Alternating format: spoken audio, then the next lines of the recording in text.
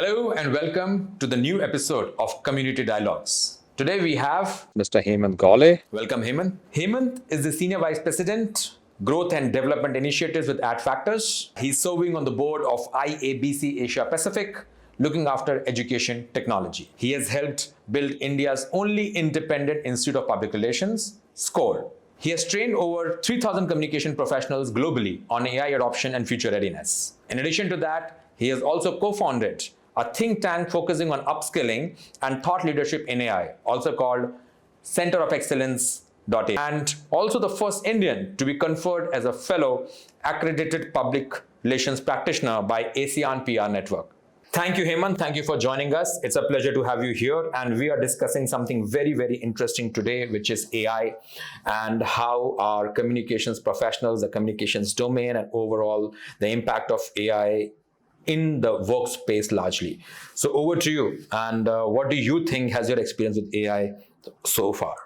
Well, firstly, thanks for having me here. My experience has been incredible because I've had a really fun job over the last 2-3 years. My goal just has been to experiment with AI and play around, tinker around, and see what it can do, see what it can't do. So my personal experience has been incredible because what I've been trying to do is to try to see how this can be made simplified for PR professionals and communications world in general, how I can help professionals understand how it works, look at its limitations, look at the possibilities that emerge from it, and work with AI not just the way it exists right now, but also the way it will likely exist, let's say 2 years or 5 years from now. Some of the tools that we work with right now may not exist, and some of the tools that might be quite integral to the AI world 2 years from now have probably not been invented yet. So, but at a fundamental level, AI works in a very simple way. And so, my experience has been quite fascinating. The other reason why it's so interesting is because there's some incredible updates happening all the time. Yeah. Whether it's in the smartness of the AI that exists or the features that some of these AI organizations bring to us, or some risks that researchers discover, or even in terms of some interesting applications that either organizations or people have discovered. So it's such a dynamic world that every morning when I open my Twitter, which has now been sort of completely taken over by AI news, I know that I'm going to discover something that's just going to blow my mind. Yes. So it's been quite incredible. I think AI is as new as it is old. So it's like you say when you have been in this domain, like AI domain for 3 years, it's like you have been right from scratch. How has your experience with the evolution of it for the communications domain? Well, my interest in AI stemmed almost 6 years ago when there were some AI engines, some large language models that were addressing some very basic functionalities. And I was very fascinated by that. So, and I did a keynote in Malaysia in 2019, where I was also studying how AI works and what could be the future. A couple of years later, OpenAI releases a large language model that is accessible to everybody. They'd been working on it for like half a decade before that, but they release it to people. And that's when you really got to see how predictive text generation and how, what kind of training data went into these models to be able to create the kind of output. So that was 2.5 years ago when OpenAI released ChatGPT. And people started playing around with it. Since then, a couple of kinds of evolutions have happened, or more specifically, this has evolved in a few ways. Number one is that the inherent training data of these models has become richer and richer. I'll give you one example. I think a lot of people who were using, let's say, ChatGPT 2 years ago would have discovered, or maybe even right now, that a lot of text generated by ChatGPT ends with "in conclusion." Right? Have you seen that? And in the sense, what do you mean in conclusion? So, if you write an essay or a LinkedIn post or whatever, and the last thing is "in conclusion" or just "conclusion." Yes. Have you discovered that? Yeah. Do you know why that is? Why? It runs on a lot of training data, which is essentially human-generated language, which has been digitized. And some of the first human language that was human writing that was digitized were journal articles, were scientific journal articles, and all of them end by "in conclusion." And therefore, most large language models believe that human writing in general ends with in conclusion. In conclusion. And that's just one example of many that shows you what, how the output is so dependent on the kind of training data that has gone in. So when ChatGPT was released 2.5 years ago, they had a certain amount of training data that had gone in, which was also limited by the kind of compute that they have. How much data can computers possibly process? How much data can machine learning possibly go through to make a mental model of human language? That has changed drastically. And you must have seen the reason why NVIDIA is one of the most richest organizations right now is because they develop the hardware that goes into helping machine learning go through a lot of human generated writing. In fact, we have come to the point where we are pretty much running out of original human generated writing, to the extent that we might have to rely very soon on AI generated writing to train these models further, which is synthetic training data. What I'm saying is that AI generates content, and then that further generates and further makes LLMs learn. That's right. And which also will have its own limitations. If there's bias into the output, then there's going to be that bias is going to get strengthened in its own model. So that's one way in which these things have evolved, in the sense that how much they know, to oversimplify this a bit, how much these models know, that has evolved in that way. When it was launched, you must have remembered that there was a limitation to how, its cutoff date of training data, right? So it doesn't know anything beyond, let's say, 2020. Before that, right? And that's not a factor anymore either, because by and large, these models are trained on the latest data, number one. Number two, even the gaps that exist, it's able to plug in those gaps. Another evolution that's happened is that AI used to large language models in general generate text on the basis of predictive text. So they predict what's the most likely word that comes after this word for this context. And somewhere maybe a year ago, a Chinese large language model called DeepSeek was announced, maybe 6 months ago. But it was able to think rather than predict text. And that changes things a little bit, because instead of predicting what's the most likely output for a certain context, it's able to reason that, hey, there are 3-4 steps I need to complete in order to get the output. I'm going to go to step 1, and if that's fine, then I'm going to go to step 2. So it brings you closer to plugging the gaps that predictive text might have. So it's in a sense, I don't think there's a better way to put it, but it thinks. And in fact, this past week, OpenAI released GPT-5, which has a thinking as a default setting, right? So it thinks now. This technology had existed for a while. It's just fundamentally different from, I'm going to go with the average output by probability, or I'm going to think first, list down the steps first and do each step well. You could have done that with a predictive text model, but the reason why this wasn't very popular was because this would take a lot of processing speed. It would be very slow. They call it latency, the period between your input and the output that comes out. The latency would be very high, but they fixed all of that. And it was just a question of hardware catching up to the requirement of the user. So what's happened is that the hardware has become faster, their compute has become stronger. So now you're able to give a thinking model to practically free users, which is what they would OpenAI did. So that's the second kind of evolution. The way AI works and interacts with us has changed. I think in terms of evolution, we have evolved as well. I think, I was a part of an educational institute before this, and I work a lot with youngsters who've just graduated from colleges. There's a whole generation of youngsters who's come in who have essentially completed their studies in the AI world, so to speak, right? So I'm not saying that they don't have the kind of skills that, let's say, we did, but they're developing different kinds of skills, right? So, and I would still say that we are still on chapter 1 of the AI evolution. AI as a concept has existed for 6-7 decades. What we've seen is it was just a question of hardware becoming strong enough for us to apply those things. And that's probably true for any scientific venture, that we know how to do it. We just don't have the hardware yet, and that's, we are just lucky to be in this phase of the AI's evolution. Thank you. I think you have covered the evolution of it in quite an interesting manner, especially when the world is still warming up to the whole concept of AI. So giving that the background is very nice and interesting. Let's dive deep into what are we looking at as an evolution in the communications domain, like now you said from writing, there's going to thinking. And I'm sure with the way things are evolving, the way the investment is going in the tech and all these aspects of the infrastructure, backend infrastructure development, it will not be very far where actually as you said, chapter 1, chapter 2 also starts. I'm sure chapters 2 will be in the making already, or chapter 3 will be in the making and will come sometime like, okay, boom, it's coming in. And as you said, ChatGPT, we were exploring ChatGPT yesterday, and we actually gave a business model to it, and it gave a complete implementation of that tool. It's like a new tool. So it doesn't even exist as of now, rather exists, but creating something out of it. So yes, what do you think, if at all, for the lack of better words, if AI is thinking, then number one, how can communications professional, are we running against it? Are we learning from it? Are we growing and developing? So which stage are you think we are as compared to AI?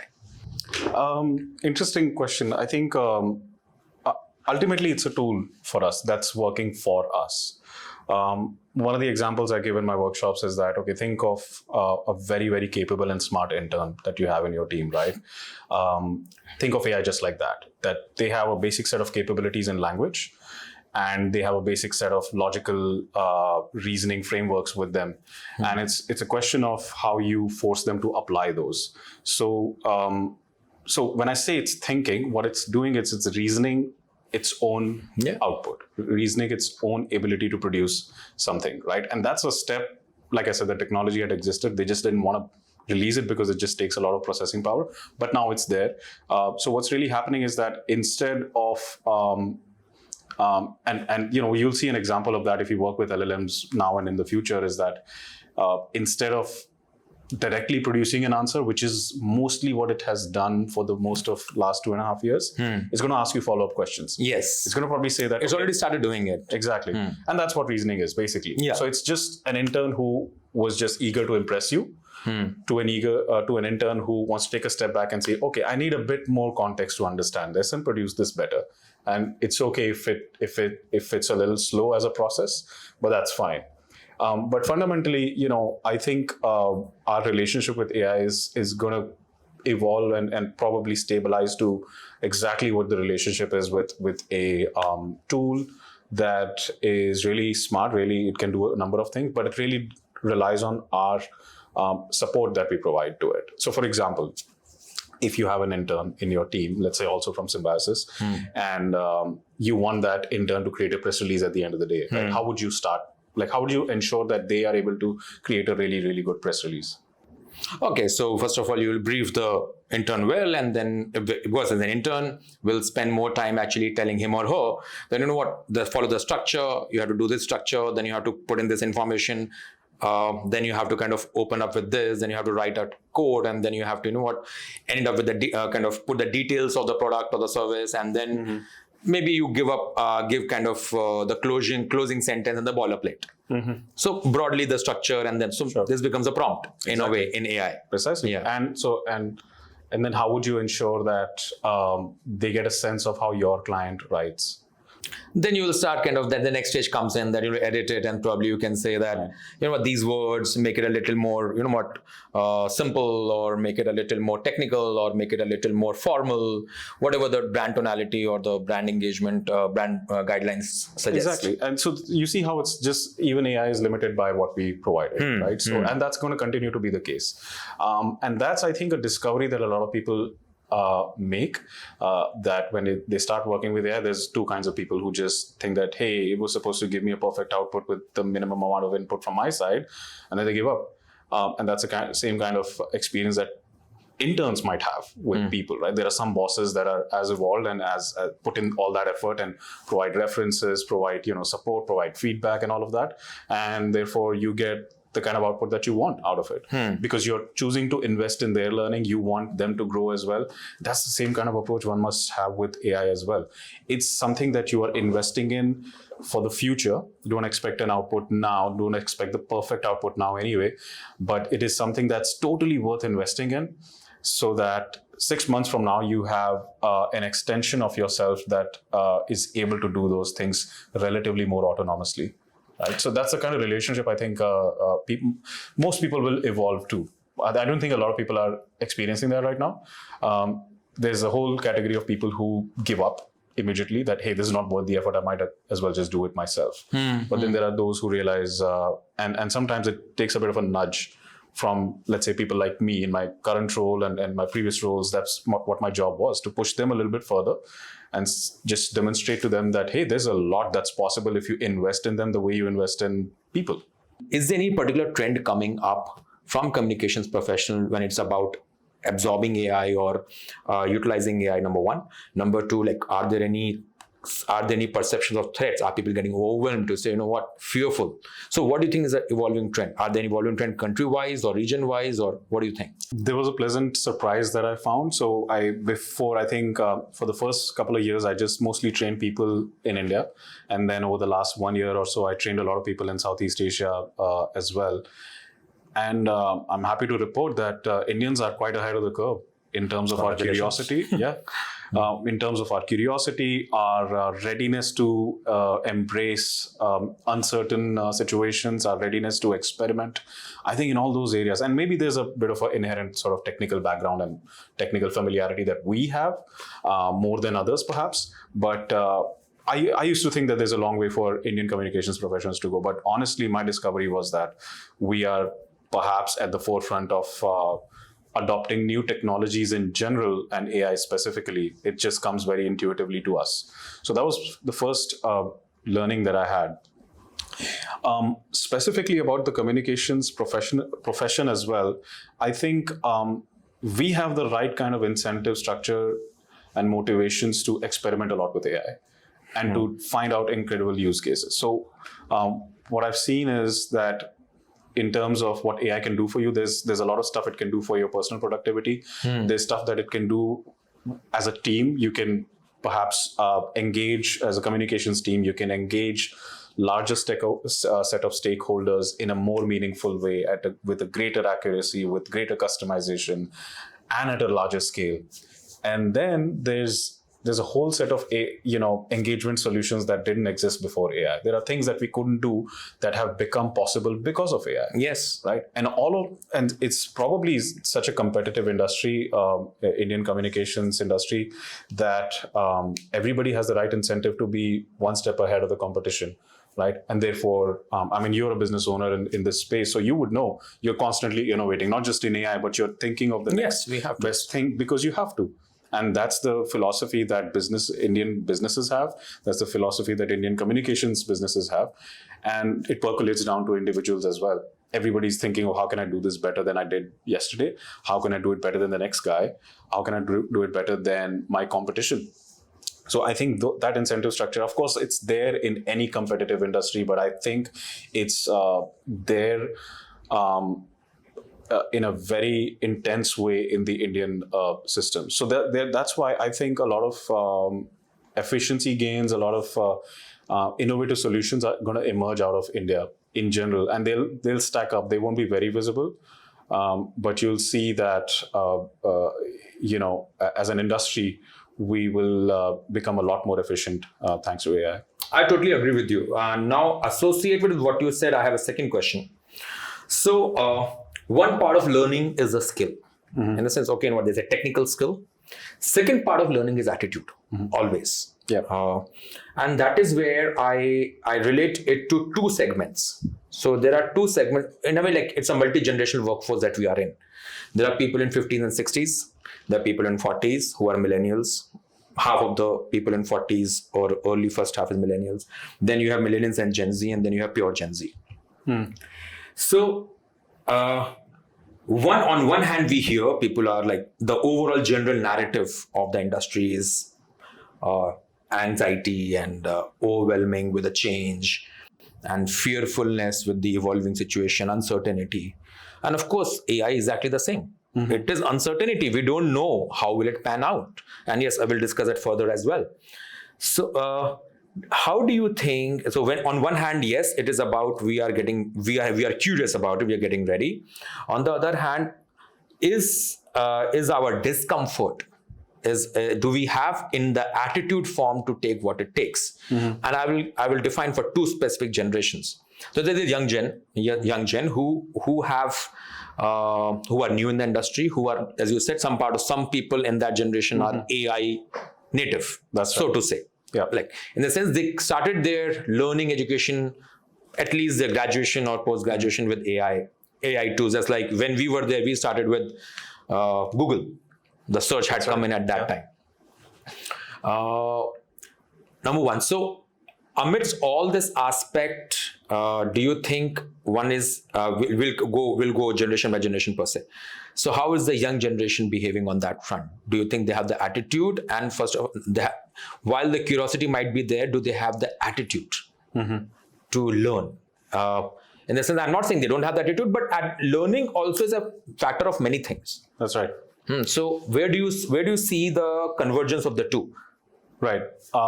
This is an area that I've thought intensely about over the last decade. Yes. So because you have been associated with precisely, and so basically, what I've seen is 10 years of youngsters, fresh graduates coming into the institute that I was a part of, and graduating, right? And that's several generations in that sense.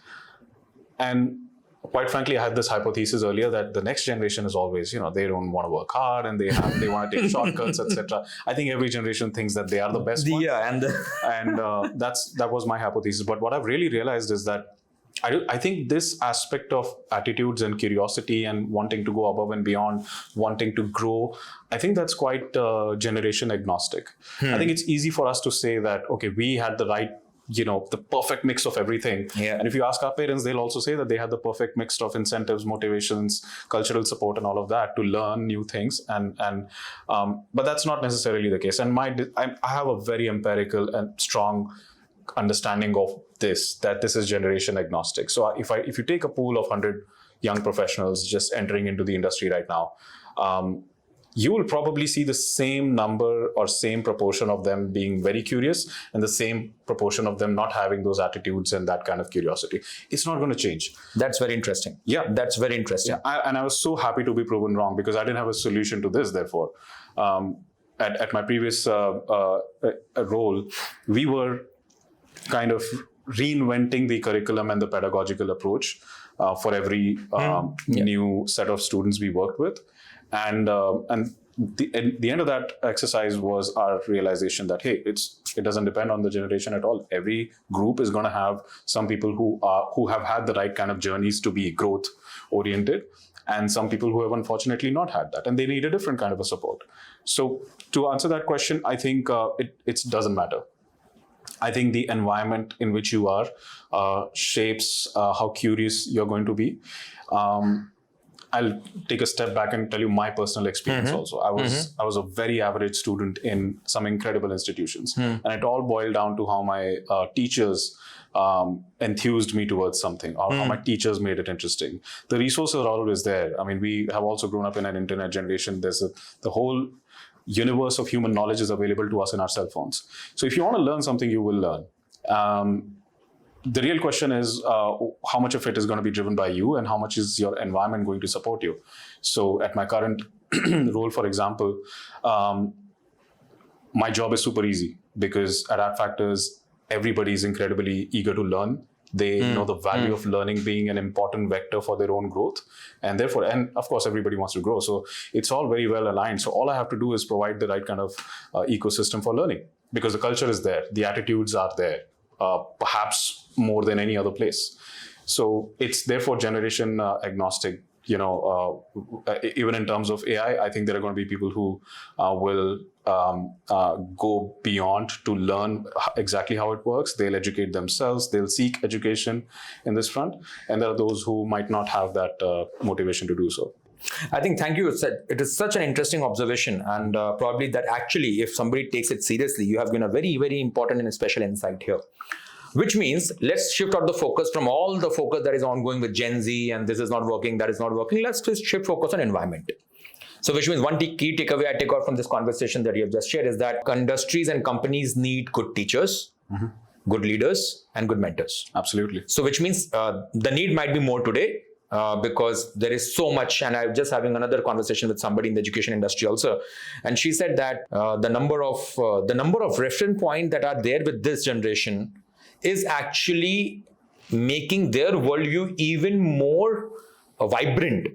So they need a lot more guidance as well. This is what she said, because the number of reference points for them to take their decision on is there are many number.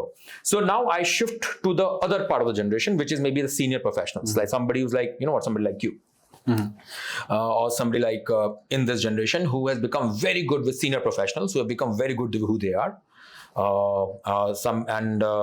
And now again they have to learn.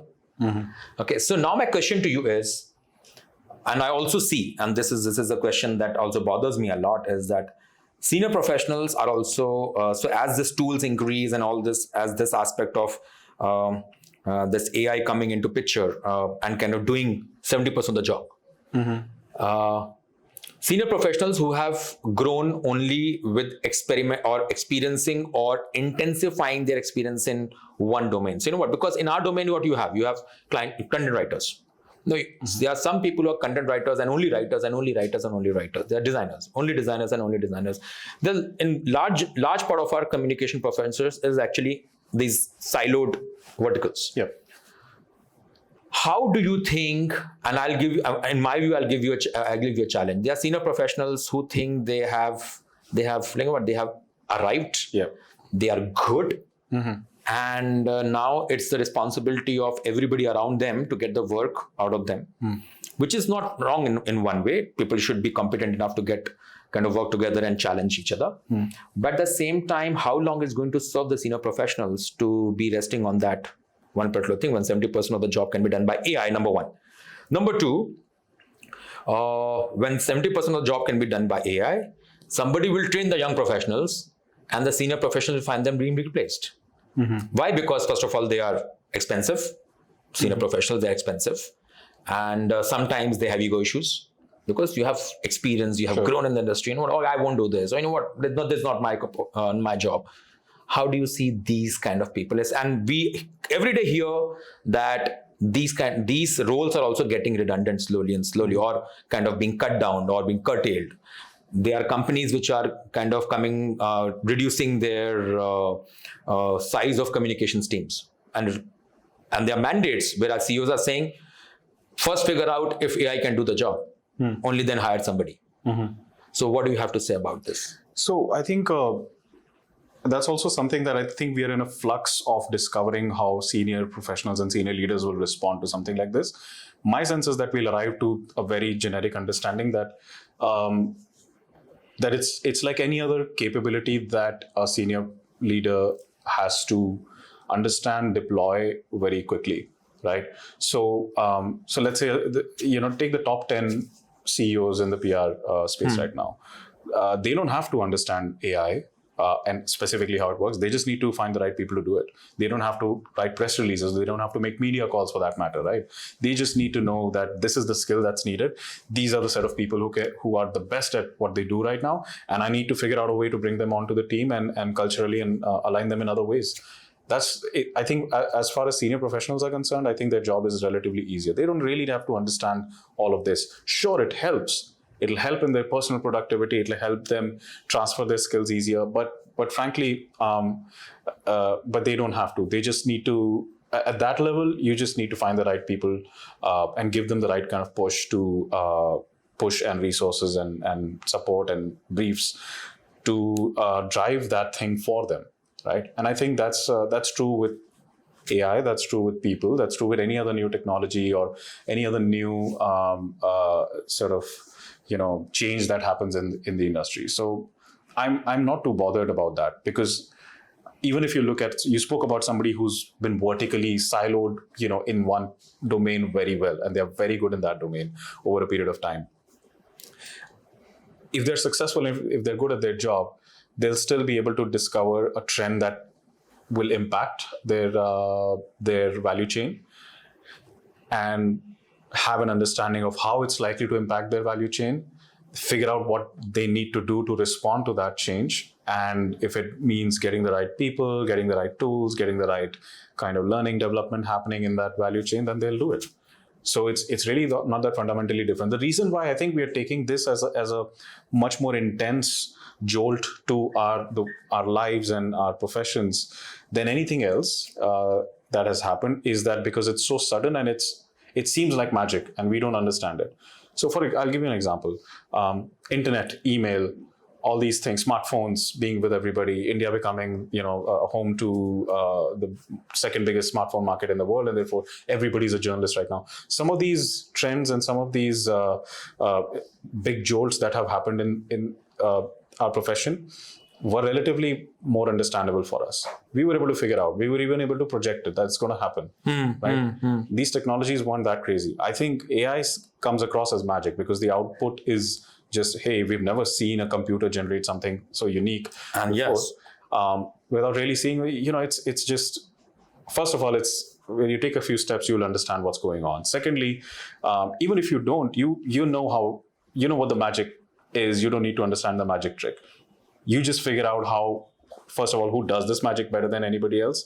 How am I going to use this magic to serve my clients better? That's really it. And that's really most evolved senior professionals are able to draw that connection. They're able to transfer this capability of, hey, I've seen emails come in. I've seen media relations going from an interpersonal thing to something that happens over WhatsApp now. I've seen internet booming this way. I've seen other technologies come in. I've seen COVID. And all across all of this, my job was to figure out who are the best people to serve me and my clients at the moment, to bring them into the team, to integrate them well, and my job is done. Okay, but here we are talking of somebody who is already in the thick of things, of thinking like a business owner or a business leader, or somebody who has the ownership to develop and build a system or a business. There are many senior business professionals who don't come from that background of constantly evolving themselves to think what's the next thing. How is the world going to evolve to that? How to be ready for that? How to be ready with that? Another observation that I have is more or less in your attitude, you get set by the time between 32 and 35. It's like there's a mold, that mold you become, and that mold then defines the rest of your life. So, and these senior professionals, and while it's not that it's not possible to change after that, it's very much possible to change after that. But the effort to change becomes a lot more. Many times more than it was when you were 25. Much more malleable, much more ductile. Right. Now in 35, 40, 45, we are not that malleable and ductile. We have a set ways. And because that has got us successes also. That is what is, how do you think if this attitude how will people struggling with this kind of attitude, what do you think? Sure. I think if you want them to learn the same things that you might want a 2-year or 3-year associate to learn, of course that's not going to happen. You're right. No, it is not. I mean, those attitudes don't exist. Neurologically those things don't exist. Yes. Right.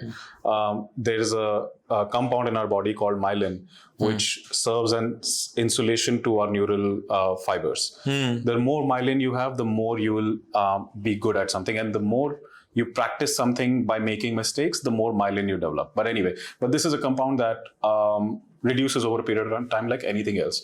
So Michael Jordan can't learn new tricks. He can barely do his old tricks very well. And that's just going to be the process of learning with us. And therefore, what I'm saying is that the goal shouldn't be to teach a senior professional the same things that you might want a junior professional to learn and develop. In fact, that's really not what organizations and those business owners might want to look at. What they're doing is, at that level, they have to find the right people to do it. Right? They have to. They don't even have to understand the technology. It helps if it does, but they just have to look at it as any other tool, any other vector in their business, and understand its parameters, understand its commercial implications, and deploy it. So I don't think it would be fair to teach, let's say, the vice president of a large PR firm the use of ChatGPT the way you would want a, let's say, account executive to learn. That shouldn't be the goal. In fact, you should be teaching them different things. You should be teaching them, what kind of policies can they create? What kind of competencies should they look for if they want an AI expert in their team? And therefore, how to hire them, how to train them, how to integrate them into a PR setup. What kind of ethical boundaries they must be aware of. What kind of risks emerge as a result of AI, not just for your clients, which are obvious to see, but also for your team. What kind of long-term implications of extensive AI usage are happening with your middle managers? And are they losing some skills? Are they losing the right kind of incentives to develop some other skills? That's what a senior professional should be taught on in terms of AI. So I'll summarize what you just said. So senior professionals need to be proactive and figure out how that entire ecosystem can be developed for the future to be, for their organization or their function or their vertical to be future ready, number one. Correct. If they are individual solo players, then what can they do to be part of that ecosystem, and how can they get it ready, and how can they become part of people's life, especially younger people's life, to create that ecosystem. Because, and that is where they can use their experience, the overall big picture that they understand, and kind of implement it. I think that's, again, you have shared a very interesting insight and good insight that senior professionals we should not expect senior professionals to learn the same thing as we expect an associate. That's right. And definitely they have a role to play. And the role to play is to be a mix of foresightedness, vision, experience, and how do they want to shape it, and then what help them become good at that skill, and in what ways can actually they take part in helping others, especially younger people, explore that. I think that's a very clear somewhere mandate here. So I think that is where there is an indication for everybody, whether small organization or large organization, to take clues from there, that the young workforce, train them heavily in AI, mid-level workforce, kind of get them on both the sides, where actually they are being trained on the leadership, ecosystem development as well, and the engaging with the younger people as well, and the senior leadership to figure out how the next ecosystem looks like. Absolutely. I think this is a good framework to work with for the for the companies to figure out how they want to engage and embed. Okay, how do you think that agency-client relationship will change as these things happen? Like as AI gets more integrated, what do you think? I think there are a number of changes that will happen to that kind of a relationship. Number one is that both agency and the client are going to expect something remarkable to be achieved because of AI. Whatever that is, either it's a solution that doesn't exist, or existing solutions happening in a better way, or happening at a greater scale, happening in lesser time. So there will be some kind of an expectation, mostly coming from the client, that they'll say that, hey, now we can do it with AI. So can we do it faster? Can we do it bigger? Can we do more of this? And most importantly, can we do it cheaper? Right? And that's going to be an interesting conversation that most agencies are going to have with their clients. Not necessarily saying that clients would produce that conversation, but that will certainly be a factor that, hey, let's talk about the cost of doing this work, because now a lot of this is happening relatively inexpensively. Right? So that's the first. There are these 2-3 implications that, hey, what more can we do in terms of solutions? Where can we reduce cost thanks to AI? And that's something that agencies are not going to want to have that conversation from the point of view of, hey, we'll charge you lesser. But I think the right approach would be that we'll do more within that. We'll do more. Or at the base of it, the agencies might say that, we promise you results. How we get that, and we promise you good quality results. How we get that is up to us. Whether we use people or AI or whatever, you're paying us for the results, and not what it costs us to produce those results. So I think those are some interesting things that will happen. So, and there's a second category of conversations that the client and agency will probably be having, and that's to do with the intellectual property, ethical side of things, data privacy, and stuff like that. There's a lot of work that can be streamlined and made more efficient by sharing things across some of these commonly available large language models. But at the same time, client is going to be quite cautious of the extent to which it's shared, the data privacy implications of it. And they are going to probably want to take the safest route possible.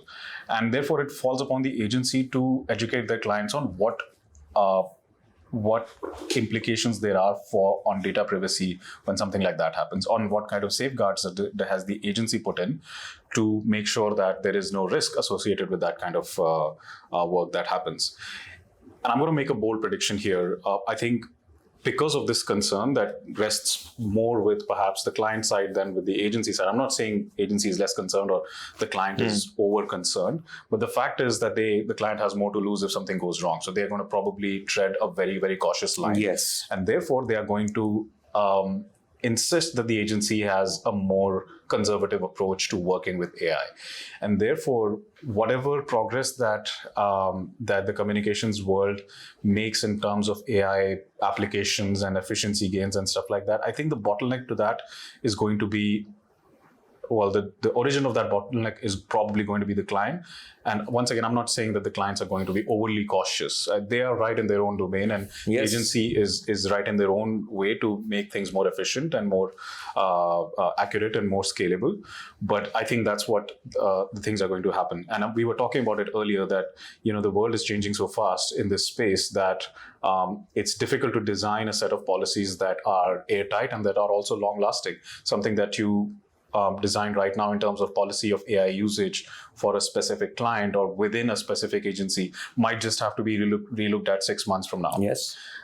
So I think in order to make the most out of this agency-client relationship and implication of AI, I think most agencies should take extra efforts to educate their clients on what all of this means. What kind of risks can emerge by us using AI or any of us using AI? What kind of opportunities might emerge? And if there are risks, then how are we mitigating them? Which also means, therefore, that the agencies must educate themselves on these kind of implications. They have to be the experts because the client is sooner or later going to come to them for advice on, hey, what risks are emerging because of you guys specifically using AI, or what risks are emerging for my business as a whole because we live in an AI world, right? So I think in that sense, that's how the agency-client relationship is going to change. Yes, and also on the very interesting point that we were also discussing earlier, that as of now, AI is free in many cases. There are tools that you can kind of pull in, but we don't know what is going to come in the future and who claims the copyright on the work that AI is generating. Right now, everything is in the experimental stage. Tomorrow, what happens if something else kicks in? And because it's going to intensify, the more and more commerce gets dependent on this, then more and more there will be ways to actually figure out where does the money stay. Because if somebody like an OpenAI is giving a great platform, investing so much, of course not doing for free. So tomorrow, a great thing that kind of gets famous and there's a great brand gets involved, there is a huge chance tomorrow that somebody might challenge it and it goes to the court, and then again, a new regulation or things might come out. In fact, that happened, I think, sometime last year or maybe 1.5 years ago. A major studio sued Cloud, which is Anthropic, which has this large language model called Cloud, because somebody, made a very basic interaction with it. They asked for Taylor Swift's lyrics. It generated those lyrics. So the studio interpreted as recreation of an intellectual property owned by that studio, and they therefore sued Anthropic. And in my opinion, that was just an exercise for all parties involved to force the courts and the legal establishment to make a decision on who owns what, because there's no clear answer to that. So that's happened. That's going to happen more and more. I think one could even predict that our legal environment is going to get overburdened by cases related to AI. So maybe that's another category of people that must, the judiciary, that must educate themselves on AI. Yeah, I think we are. It's a huge change and transition, and let's see what the future holds for us. But one thing is very clear, that the agency-client relationship is going to change. Clients are going to expect more from the agencies, and at the same time, it's the agencies whose responsibility is to be ready, educate the client on what implications does it mean. So agencies have to kind of get ready. Legally, with legal understanding, with intellectual property right understanding, with kind of to help the client to tread the right path and tread in a cautious manner. Right. I think so. Moving on from this to going a little bit in the application in the workplace, AI in the workplace. While we have discussed it, so how do you think? What is your experience? Here, until now, we have discussed about the communications agencies, communications domain. Now, internal communications, employee engagement, workplace communication, culture building. This is exactly where AI is getting in the sense the way we talk to each other, the way we work with each other also builds culture. What do you think AI is going to play a role in kind of impacting of the workforce, and so does the culture or the communications within? I think by and large, whatever are the implications of our jobs becoming easier, I think it might seem like a lot of more questions than answers right now. It might seem like a very, very chaotic space right now, but the truth is that this is going to make the work we do very easy, faster. And therefore, the question is going to be, okay, if AI has freed up, let's say 20% of your time, how are you using that? Are you using that to do more work? Are you using that to have a better work-life balance for yourself, or to learn more? So those are the kind of questions that will rest with the individuals themselves and the organization also. So in one of the workshops that I take, I use this as a thought experiment. I show them something that would otherwise take them 4 hours, and that now with AI can be done in 4 minutes. So the question is for everybody that, okay, so now you just suddenly have 3 hours and 56 minutes of your life liberated, which you didn't plan on having earlier. What do you do with that bonus time? And everybody has different responses to it. Maybe I'll do this, maybe I'll do that. And that's really going to be the question. So in terms of workplace relationships and workplace culture and all of that, I think the stuff we do has already become easier, faster. And for the most part, that free time that's been liberated has been occupied by something else quite naturally. We didn't have to think super hard about, suddenly we have a lot of time. We knew exactly what we are doing with that time. And in terms of, relationships within the workplace also, I think it's going to be that of, AI being an enabler of better relationships, or better collaboration, better, working together. Or perhaps those teams that are not appreciating it that way, they will probably not see any difference at all. So I'll give you an example. I had 2 colleagues who, since ChatGPT was available, they were using ChatGPT to write emails to each other. And there was a sudden change in the way they were writing emails. It was very elaborate. And I also taught them the trick that if you have a very complicated set of email conversations, etc., just put them in ChatGPT and ask it to derive whatever action points are there. So they were using ChatGPT to write emails, and then they were using ChatGPT again to interpret each other's emails, and they were sitting across from each other. So I said, let's stop that, first of all. Let's be more human. But I think since we earlier spoke about this new generation that's joining the workforce, they are AI natives. For a lot of them, that's the default setting of conversations, whether it's on email, whether it's on your social media, that's all they know. And therefore, they have this essential element, which is complete black hole to them, which is that of authenticity, right? Yeah. It's completely missing. And not because they are not trying to be authentic, but it's just that they never saw that happen. For us, for example, we had an authentic, unique thought first, then we articulated it, then we framed it for, let's say, a social media or whatever, right? It's almost the other way around for some of these guys. Again, not to blame them, but it's sort of a, they're handicapped that way because that's all they saw. Sometime 2 years ago, most of our LinkedIn connections suddenly became thought leaders, right? Yeah, it's like everybody's long post. Exactly. And what these guys are seeing right now is that's a status quo. And so they have not observed thought leadership specifically emerge from an authentic, unique insight that generally springs as a result of unique experiences or a long degree of experiences, right? So you work in some space for 10 years, and at the end of it, you have something unique to say about it, something interesting to offer to your community. And then you choose to write. And then you consider that, okay, I might be somewhat of an expert in this field.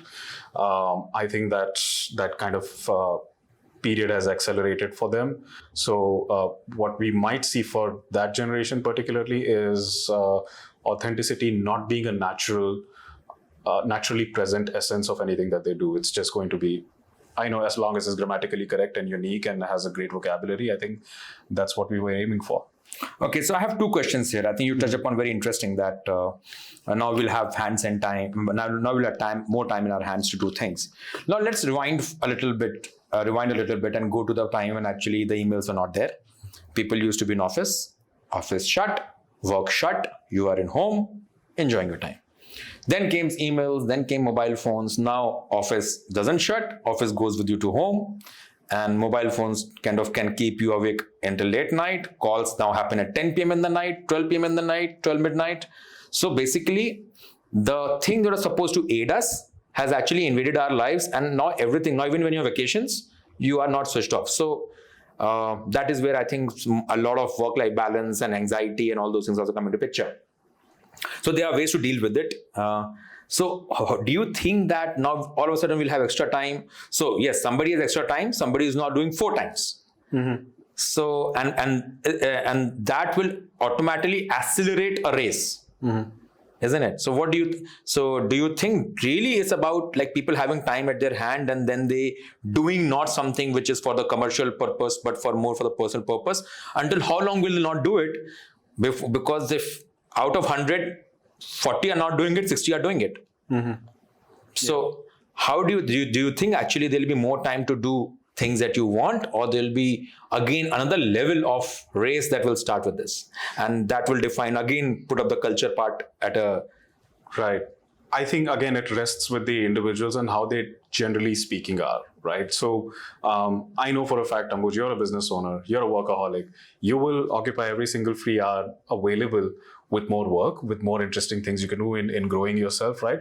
And that's a mindset you have. That's a mindset that people who have that mindset are going to use that time that way. Like I said, when with AI, those incremental efficiency gains started happening, and most people automatically occupied that extra free time with more work that was just there on their plate, and they just didn't even notice that was happening. So first thing is that I don't think those changes are going to be that abrupt, that suddenly you have 4 hours in a day. It's going to be so gradual that you'll just see, okay, instead of 10 things I did 11 today, and you won't even notice that difference. So I think by default, most people are going to end up doing more, getting a head start on something else, and just growing faster. Let's assume for a second that there's a technology that suddenly makes a lot of things dramatically or significantly easier and faster instead of being slightly. I think before you notice that, before, let's say, young professionals or professionals in general notice that, the business owners will notice it. And they'll see that, hey, maybe I don't need 10 executives to do this job. Maybe I need 5. So let's start rationalizing it. And by rationalizing, I don't necessarily mean job losses, but I mean either we take more before we have to consider cutting people off, or we start doing things that we were not doing earlier. So, but in essence, if I understand your question correctly, of how people will respond to all that free time, I think again it boils down to individuals. Most some people who have that growth mindset will use that time to grow. Some people who have other priorities will prioritize those things. And fundamentally, I don't think it's any different from some of the other jolts that we have seen. COVID brought our offices into the home, so we were not commuting. It seemed like it was a pain because we were pretty much online all the time. But the reality was, I think work life became more accessible to us. So how did people respond then? That's exactly how they'll respond now. Mobile phones made things possible that were not, emails made things possible that were otherwise not possible, right? You didn't have to go to a publication house to present a press release. Somewhere in the last generation, we saw that change happen. Things can now happen in email. So how did people respond to it then, right? So doing more interesting things, most people did that. And that's the same that pattern is going to continue just as it is. You touched upon a very interesting factor that people have to know what they want to do. So I think one of the aspects of this emerging culture change would be, for a very long time in between maybe and still, money seemed to be the biggest motivating factor. So and then it became a race with regards to more money. I think so it becomes a responsibility on both the sides. So if people know so first of all, people have to develop that self-awareness and work more and more exactly what do I want out of life. So I might not want, say, 5 cars or 2 cars. I would want, 1 car less, but I would want this time in my hand. So I think that is where the self-introspection of people has to go, and to figure out, because this space is going to do what you want it to do. You were doing 5 hours, you were doing 5 tasks, tomorrow you can do 20 tasks in the same time and had nothing in your hand to kind of grow and to do what you want to do. You might be doing 5 tasks today, you'll do 10, but you'll have 2 hours in your hand. But at the same time, you'll also have to know that I'm happy with those 10 tasks extra, 5 tasks extra, than actually going for more and getting lost in the so-called matching my own thing to others. Right. So that self-awareness that I'm happy with what it takes to be like this. Yep. And then I'm ready to let go if somebody is, if the equation in the market demands more out of me and kind of is ready to take. So somewhere I think this equation will be set, and I don't know how it will go, but this equation will come into picture. Yeah, again, I think Ambuj, we are again on that aspect of we are looking at AI as a much bigger transformation than it really is. I mean, let me give you small examples. Somewhere in our lifetimes, grammar check became super easy, right? And when you're in this business, there's a lot of content that gets created, and there's a lot of man hours that go into verifying whether those things are grammatically correct or not. There's a lot of man hours that go into verifying whether the sources and information are not okay. That will change, yeah. That is already changing. What I'm saying is that all of these changes have been happening incrementally over the last 15, 20 years, right? And if you really think about it, if you really reflect on some of these changes, social media listening, looking something up online, right? All of these things were very incremental changes. I think they add up to be just as transformative as AI has been. But that was slow. This is like, right. It's like we don't know how abrupt it is actually as of now. Well, and I don't think it's, okay, so it's definitely more intense, I give you that. But I feel that we give it a lot more credit than we ought to. I think it's just another technological jump, another enabler that has come into our lives. And we are going to respond to it like we responded to anything else in the past. Like you joined the PR industry a long time ago, and you must have seen that, there was a time that people would, for news tracking, you would open up a physical copy of a newspaper, go line by line. Yeah. Exactly. So, and that changed within a couple of years, and now then you had Google News alerts or whatever, just digital engines that could track that for you. That has evolved to the extent that, now you get the summary out of it and stuff. All of that happened before AI. And that liberated a lot of time. What did we do with it, with our extra free time then? I think that's really the pattern that's an indication. Yeah, I think that's very interesting pattern. I agree with you. Another aspect that you mentioned was authenticity. That, maybe somewhere is authenticity being the casualty in this entire process of AI native generation. The question I have is, how do you think AI affecting current leadership and the upcoming leadership? Yeah, I think, because leaders lead the way. That's right. Leaders shape the way. Leaders show the direction. Right. And humanity will always need a direction, whether it's 100 years back or 200 years hence, 50 years hence, they will need a direction. So what do you think? How do you think AI is going to... So one part is AI is impacting skills. I'm not talking about that. I'm talking about all that vacuum that AI might lead, and authenticity is one big factor. And all good leaders are authentic. They're vulnerable, they're authentic, and it takes time. It takes time for you to let go of your, of your own vulnerabilities to say, hey, you know what? I'm open. I'm open for scrutiny.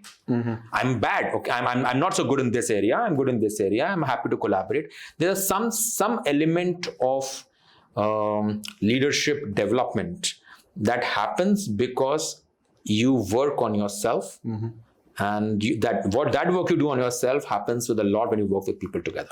And of course, the way I've been shaped, there's so many people I've interacted with you. I've interacted with so many people in the industry who have shaped me. My leaders, my line managers have shaped me in so many ways. How do you think that's going to impact if authenticity is going to be the casualty? I think authenticity is going to be a casualty for a specific group, not for leaders. I think leaders, at the end of the day, or anybody who spent some time in the industry would recognize that in order to develop an authentic talk or an authentic thought, you need to have some authentic experiences. You need to genuinely have, gotten your hands dirty and gotten some kind of a amazing journey for you to develop a real unique thought that is interesting and that is valuable, right? How you put that out, whether it's through a podcast, through a piece of content that you take AI's help in generating, or you get somebody to ghostwrite those things, or somebody writes about you, that is a secondary aspect, but the thought has originated from a place of authenticity and, like you said, vulnerability and self-discovery and those kind of things. And I think leaders recognize that. I think people who people who might not recognize that immediately are let's say, the generation that's only seen, that's, let's say, entered LinkedIn and saw everybody putting out thought leadership stuff, and they think that it's that well articulated because there's an authentic thought around it. Now the reality is that that gap is something that's not visible to them. But I think sooner or later it might actually do justice to that, because since everybody can write now, your writing what makes your writing interesting is that authenticity and uniqueness, and people will just discover that faster, right? People can write books now, so a book writing is not much of a novelty right now. So therefore, if you really want your book to be successful, there are other factors that will make it successful. For example, I mean, does your community recognize you as an authentic, having an authentic point of view, or you're recognizing that your experience is unique, and therefore I'd love to read what you have to say. Like, not because you've written it or anybody else has written it, but because I know that experience is unique. Have you done enough research to discover insights that are otherwise not visible to somebody? Have you put together those insights in a manner that hasn't been put together before? So since it's democratized, that kind of writing, so and in fact, I mean, I think we belong to the generation where we've seen that a lot of business leaders wanted to see themselves as the author. So they would hire somebody to ghostwrite for them, and then they'll publish the book. And exactly. And therefore, it was a question of resources. If I had money, I could become an author. And a lot of people did. Now, since everybody can do that, it's really going to be a question of whose insight do I value? And therefore, how do I know if that person's insight is going to be valuable? It's because of their experiences. I'm deconstructing the process that we do in communications, that anybody can write grammatically amazing stuff. But what makes your agency or your communications council unique is if you have those experiences and you're able to bring them together in a unique manner. Right. So I think that in that sense, in the short term, there will be a casualty for maybe a group of people. But in the long term, since content has been democratized to a great extent, we'll realize the importance of authenticity even more. Yes. And I think you touched upon something very interesting, that, how does your community see you as an insight creator or insight, like a person of insights? And I think what is very interesting about this is that, which means in one way we are going back to human bond. That's right. In the sense, while technology will do too much, but at the same time, that human to human bond the people will find the value of that human to human bond more, because now everybody has access to the same tool or same level of the next level of, writing or kind of producing the same kind of work. Now, what will differentiate is actually how do people see you? How is the connection with different people? How do they see you? What insight do you share with them? How do you help them in their own growth? I think that human to human bond and that importance will only grow in some ways that we see. Yeah, absolutely. I think so. You're right about that. Right. Okay. Something now almost like we have covered a lot of things. So one question that we see, and we hear a lot of research, that there's a research that said there are studies linking AI usage to reduce brain activity and impact on neural, linguistic, and behavioral aspects. Any thoughts on that?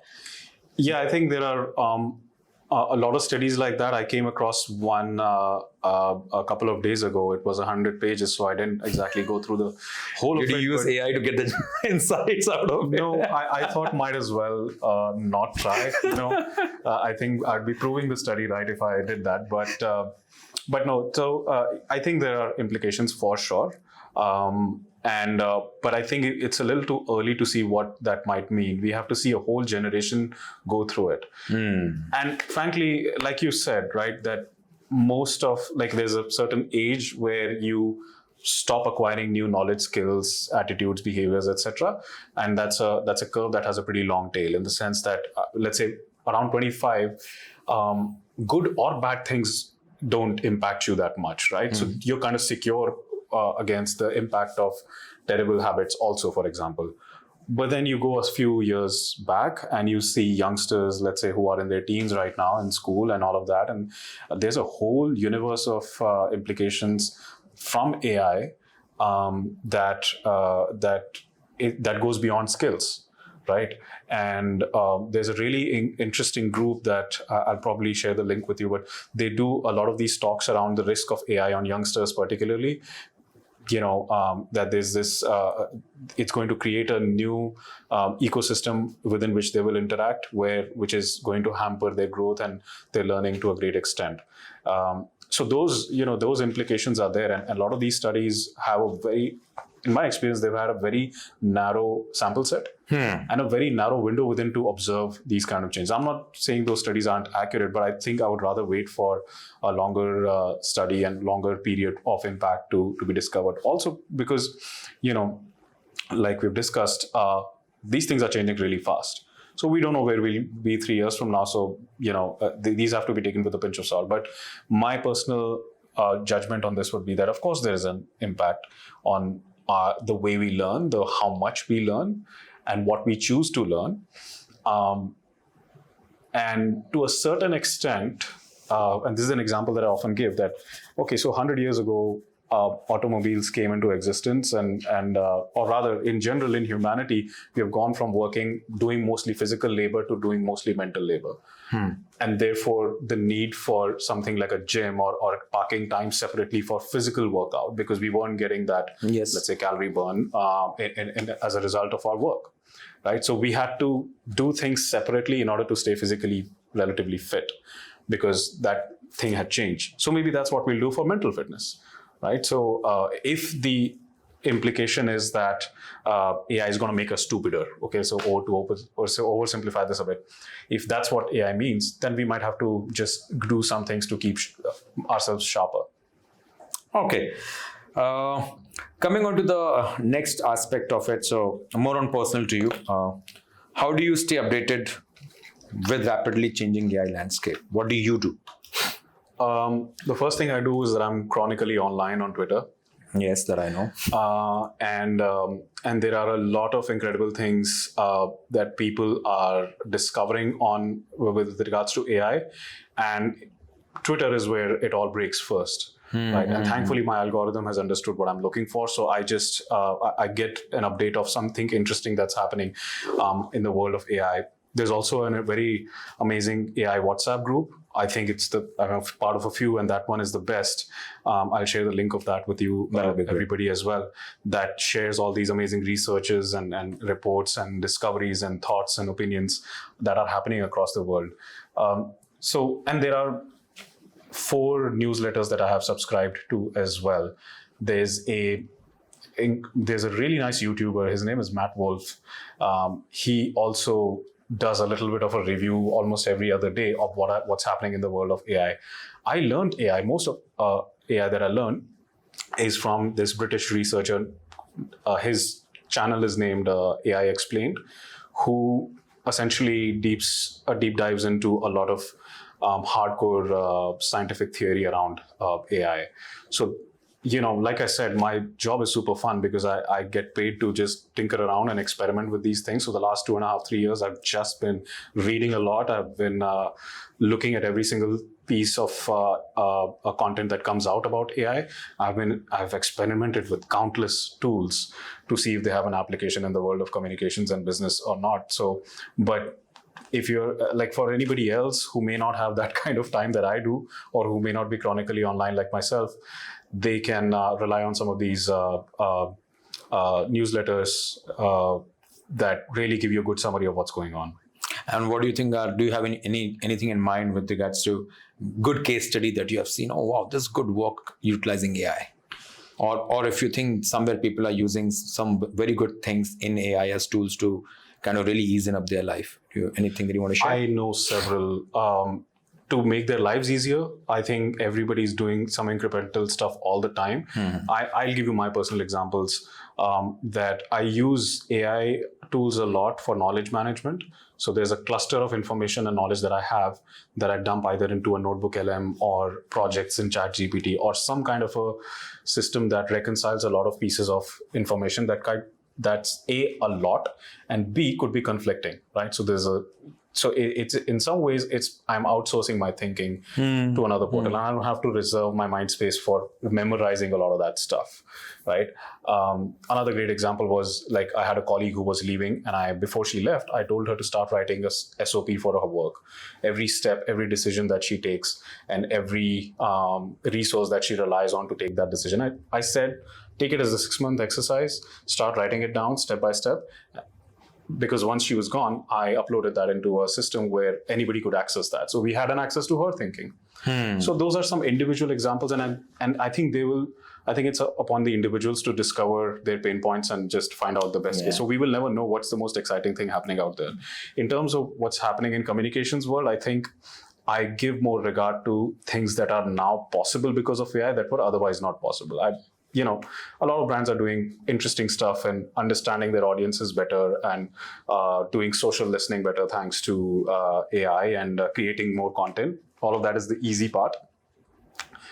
But like a couple of years ago, this publication in Mexico ran this campaign where, and the background to this is that because of the drug traffickers, a lot of journalists get killed if they are trying to report on a certain kind of a drug cartel.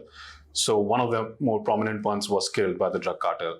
So they took his image and all his footage, etc., and a machine learned it to recreate his image because you can't kill an AI. An AI, yes. And now he reports on it. They use his image to report on things that other journalists will probably be hesitant to report on for the risk of their lives. And that I think was incredible. I mean, that just combines so many amazing aspects of what communications should be and what it should do. And the whole campaign was, I think it was titled, you can't kill a voice or something like that. I'm sure I'm getting that wrong. But again, that was a really, really incredible use case of it, of AI. So so there are things like this that are happening that were otherwise not possible without AI. There has consistently been a lot of concern regarding the biases in AI systems, ethical concerns.